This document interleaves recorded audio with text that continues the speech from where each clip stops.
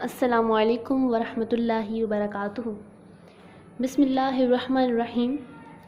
آج جو سوال زیر غور ہے وہ ہے اطاعت ہی کیوں۔ اگر اس جملے کی ڈیٹیل میں آنا چاہیں تو مختلف جریں ہیں اس کے جواب کی، جن تک اگر پہنچے تو ایک مفصل بیان بن جائے گا، لیکن اس کو مختصر سمجھ لینا ہی ہمارا قصد ہے۔ پہلی بات یہ کہ اسلام اللہ اور اس کے رسول کی اطاعت کا نام ہے، اور آدمی مسلمان بن ہی نہیں سکتا جب تک وہ اپنی خواہشات کی، رسم و رواج کی، دنیا کے لوگوں کی، غرض ہر ایک کی اطاعت چھوڑ کر اللہ اور اس کے رسول کی اطاعت نہ کر لے۔ اب اللہ اور اس کے رسول کی اطاعت پر اس قدر زور آخر کیوں دیا جاتا ہے؟ ایک شخص پوچھ سکتا ہے، کسی کا بھی یہ ایک نیچر ہے انسان کہ انسان جب کسی چیز کے بارے میں سوال اس کے ذہن میں آتا ہے تو وہ اس کی مختلف جریں نکالتا ہے۔ اگر آپ فروئڈ کی ایک تھیوری پڑھیں تو فروئڈ نے 5 سٹیجز بتائیں تھیوری کی، تو جو ایک سٹیج میں اس نے بتایا کہ لاجیکل تھنکنگ آ جاتی ہے، یعنی کوئی بھی انسان جب ایک سٹیج پہ پہنچتا ہے، جب اس کو کسی چیز کا پتہ چلے تو وہ پھر پوچھتا ہے یہ ایسے کیوں، کہاں سے، اس کی ساری جو بیسز ہیں اس کے بارے میں جاننا چاہتا ہے۔ تو یہاں پہ ایک شخص پوچھ سکتا ہے کہ کیا خدا ہماری اطاعت کا محتاج ہے؟ نعوذ باللہ کہ وہ ہم سے اس طرح اپنے اور اپنے رسول کی اطاعت کا مطالبہ کرتا ہے؟ کیا نعوذ باللہ خدا بھی دنیا کے حاکموں کی طرح اپنی حکومت چلانے کی کوشش کرتا ہے؟ جیسے دنیا کے حاکم کہتے ہیں کہ ہماری اطاعت کرو، اس طرح خدا بھی کہتا ہے کہ میری اطاعت کرو۔ اصل بات یہ ہے کہ اللہ جو انسان سے اطاعت کا مطالبہ کرتا ہے وہ انسان ہی کی فلاح اور بہتری کے لیے کرتا ہے، وہ دنیا کے حاکموں کی طرح نہیں۔ دنیا کے حاکم اپنے فائدے کے لیے لوگوں کو اپنی مرضی کا غلام بنانا چاہتے ہیں، مگر اللہ تمام فائدوں سے بے نیاز۔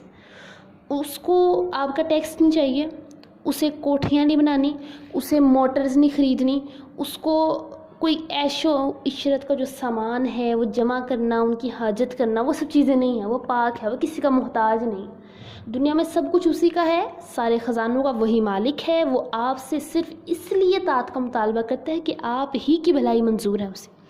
وہ نہیں چاہتا جس مخلوق کو اس نے اشرف المخلوقات بنایا وہ شیطان کی غلام بن کر رہے، یا پھر کسی انسان کی غلام ہو، یا ذلیل ہستیوں کے سامنے زر چکا ہے۔ وہ نہیں چاہتا کہ جس مخلوق کو اس نے زمین پر اپنی خلافت دی وہ جہالت کی تاریکیوں میں بھٹکتی رہے۔ سورہ بقرہ میں اللہ تبارک و تعالیٰ نے خود فرمایا لا اکراہ فی الدین، دین میں کوئی زبردستی نہیں ہے۔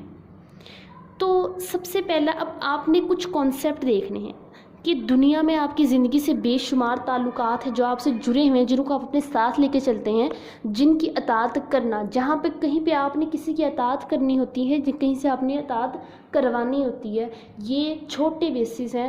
اور ان میں سے کچھ رشتے ہیں جو آپ کے سامنے میں پیش کروں گی، اگر آپ ان کو اپنے سے ریلیٹ کریں۔ سب سے پہلا تعلق آپ کا اپنے جسم کے ساتھ، یہ ہاتھ، یہ پاؤں، یہ آنکھیں، یہ کان، یہ زبان، یہ دل، دماغ، یہ پیٹ، یہ سب آپ کی خدمت کے لیے اللہ نے آپ کو دیے ہیں۔ آپ کو یہ فیصلہ کرنا ہے کہ ان سے کس طرح خدمت لیں، پیٹ کو کیا کھلائیں، کیا نہ کھلائیں، ہاتھوں سے کیا کام لیں، کیا نہ لیں، پاؤں کو کس رستے پہ چلائیں، کس رستے پہ نہ چلائیں، آنکھ اور کان کی کس طرح سے استعمال کریں۔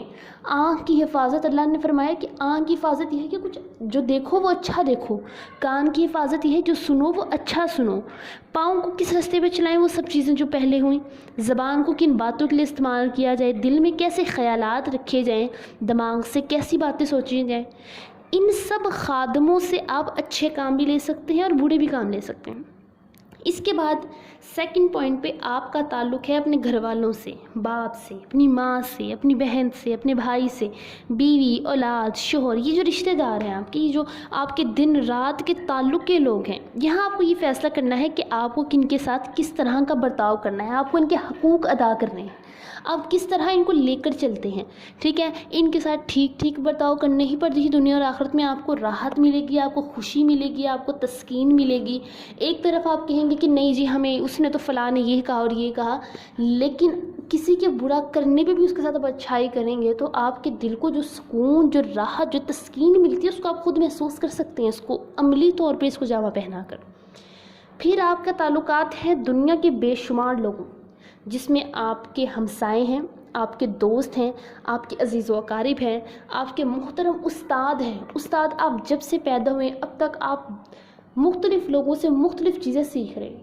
اب آپ کے جو ٹیچرز ہیں وہ آپ کو پارٹ آف ٹائم دے رہے ہیں آپ کو سمجھانے کے لیے، آپ کے اوپر اپنا ٹائم سپینڈ کر رہے ہیں.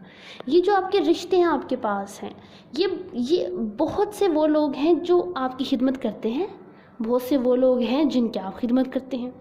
کسی سے آپ کچھ لینا ہوتا ہے، کسی کو آپ نے کچھ دینا ہوتا ہے. کوئی آپ پر بھروسہ کر کے اپنے کام آپ کے سپرد کر دیتا ہے، اور کسی پر آپ خود بھروسہ کر کے اپنے کام اس کو دے دیتے ہیں. اب کوئی آپ کا حاکم ہے، کسی کے آپ حاکم ہیں. غرض اتنے آدمیوں کے ساتھ آپ دن رات کسی نہ کسی قسم کے معاملے پیش آپ کو ان سے ملنا پڑتا ہے. بے شمار ہیں دنیا میں. آپ کی کامیابی، آپ کی مسرت، آپ کی عزت، نیک نامی، سارا انحصار ان سارے تعلقات پر ہے جو آپ کے سامنے بیان کیے گئے. صحیح اور درست ہونے چاہیے یہ تعلقات. اسی طرح آخرت میں خدا کے ہاں بھی آپ صرف اسی وقت سرخرو ہو سکتے ہیں جب تک اپنے مالک کے سامنے آپ حاضر ہوں تو اس حال میں نہ جائیں کہ کسی کا حق آپ نے مارا ہو یا کسی پر ظلم کیا ہو. اب آپ غور کیجئے، اپنے جسم سے، اپنے گھر والوں سے اور تمام دوسرے تعلق رکھنے والوں سے آپ ہر قدم پر علم کی روشنی آپ کو درکار ہے. قدم قدم پر آپ کو یہ معلوم ہونے کی ضرورت ہے کہ صحیح کیا ہے، غلط کیا ہے، حق کیا ہے، باطل کیا ہے، انصاف کیا ہے، ظلم کیا ہے، کس کا حق آپ پر کتنا ہے، کس پر آپ کا حق کتنا ہے، کس چیز میں حقیقی فائدہ ہے، کس چیز میں حقیقی نقصان ہے. یہ علم آپ خود اپنے نفس کے پاس تلاش کریں گے. اس لیے کہ نفس تو خود جاہل ہے. وہ کہے گا شراب پیو، زنا کرو، حرام کھاؤ کیونکہ ان میں بڑا مزہ ہے. وہ کہے گا سب کا حق مارو، کسی کو حق نہ دو کیونکہ اس میں فائدہ ہے. وہ کہے گا سب سے اپنا مطلب نکالو، کسی کے کام نہ ہو کیونکہ اس میں بھی نفع ہے، آسائش ہے. ایسے جاہل کے ہاتھ جب آپ اپنے آپ کو دیں گے تو وہ آپ کو نیچے کی طرف لے جائے گا. ایک سینٹنس آپ نے سنا ہوگا، تو جھکا جب غیر کے آگے، نہ تن تیرا نہ من تیرا. اچھا، دوسری صورت یہ ہے کہ آپ نفس کی بجائے اپنے ہی جیسے دوسرے انسانوں پر بھروسہ کریں، اپنی باغ ان کے ہاتھ میں دے دیں، جدھر وہ چاہیں ادھر لے جائیں. اس صورت میں یہ خطرہ ہے کہ آپ خود غرض بن جائیں گے، آپ اپنی خواہشات کے غلام بن جائیں گے. یہ ایک جاہل آدمی خود بھی گمراہ ہو، آپ کو بھی گمراہ کرے. یہ ایک ظالم آپ کو اپنے ہتھیار بنائے، دوسروں پر ظلم کے لیے آپ سے کام لے. غرض یہاں آپ کو علم کی وہ روشنی نہیں مل سکتی جو آپ کو صحیح اور غلط کی تمیز بتا دے، جو آپ کو دنیا میں چلنے کا ٹھیک رستہ آپ کو بتا دے. تو اس کے بعد صرف ایک خدا پاک کی وضاحت رہ جاتی ہے جس سے روشنی آپ کو مل سکتی ہے، کیونکہ اللہ باقی من کل فان. خدا علیم ہے، خدا بصیر ہے، وہ ہر چیز کی حقیقت جانتا ہے. وہی ٹھیک بتا سکتا ہے کہ تمہارے لیے کیا بہتر ہے اور کیا بہتر نہیں ہے، تمہارا کس چیز میں نفع ہے، کس چیز میں نقصان ہے، تمہیں کون سی چیز سکون دے گی، کون بے چین کرے گی، اس کی اپنی کوئی غرض ہے یا نہیں، اس سے کوئی ضرورت. یہ معاذ اللہ آپ کو دھوکہ دے کے کچھ نفع حاصل کرے. یہ روشنی جو اللہ کی طرف سے ملتی ہے اس سے فائدہ اٹھانے کے لیے دو باتیں ضروری ہیں. ایک یہ کہ اللہ اور اس کے رسول صلی اللہ تعالی علیہ وسلم پر جس کے واسطے یہ روشنی آ رہی ہے سچے دل سے ایمان لائیں. یعنی آپ کو پورا ایمان ہو کہ خدا کی طرف سے اس کے رسول نے جو کچھ ہدایت دی وہ بالکل برحق ہے، خواہ اس کی مصلحت آپ کو سمجھ میں آئے یا نہ آئے.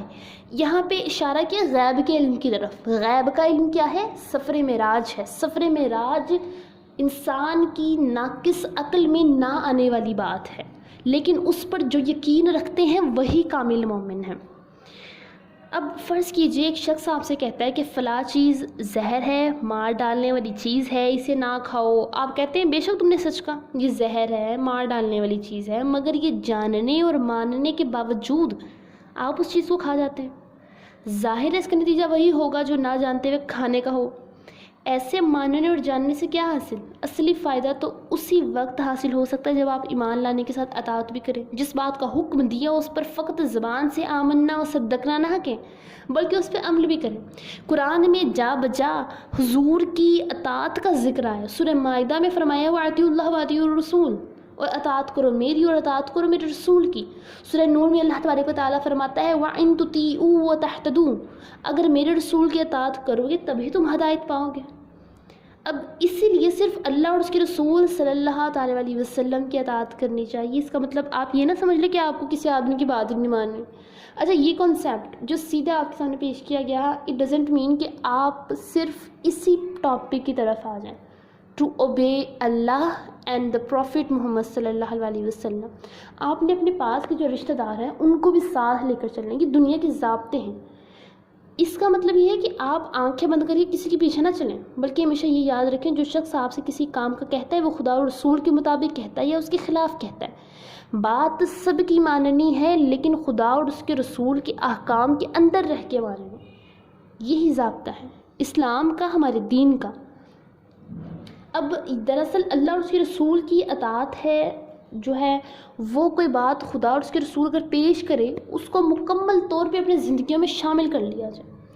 یہ بات آپ سمجھ سکتے ہیں کہ اللہ خود تو آپ کے سامنے آ کر حکم دینے سے رہا، اس کو جو کچھ احکام دینے اس نے رسول صلی اللہ علیہ وسلم کے ذریعے سے بھیج دی ہیں. اب رہی حضرت محمد صلی اللہ علیہ وسلم، تو آپ بھی 1350 سال پہلے، 1350 برس پہلے وفات پا چکے.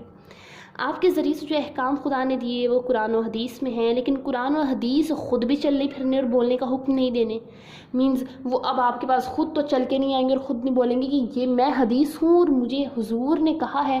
آپ کو اپنی عقل کو، اپنے نفس کی خواہشات کو ایک جگہ رکھ کے اپنے آپ کو سمجھانے کی ضرورت ہے، اپنے آپ کو اس علم تک لے جانے کی ضرورت ہے جو آپ کو کامیابی کی جڑوں سے ہمکنار کر دے. ضرورت جس بات کی وہ یہ کہ آپ انسانوں کے پیچھے آنکھیں بند کر کے نہ چلیں، بلکہ یہ دیکھیں کہ وہ قرآن و حدیث کے مطابق آپ کو چلا رہے ہیں یا نہیں. اگر قرآن و حدیث کے مطابق چلائیں تو ان کی اطاعت آپ پر فرض ہے، اور اگر اس کے خلاف چلائیں تو ان کی اطاعت آپ پر حرام ہے. یہ مین پوائنٹ جو ڈسکس کیا گیا یہاں پر. وآخر دعوانا ان الحمد للہ رب العالمین.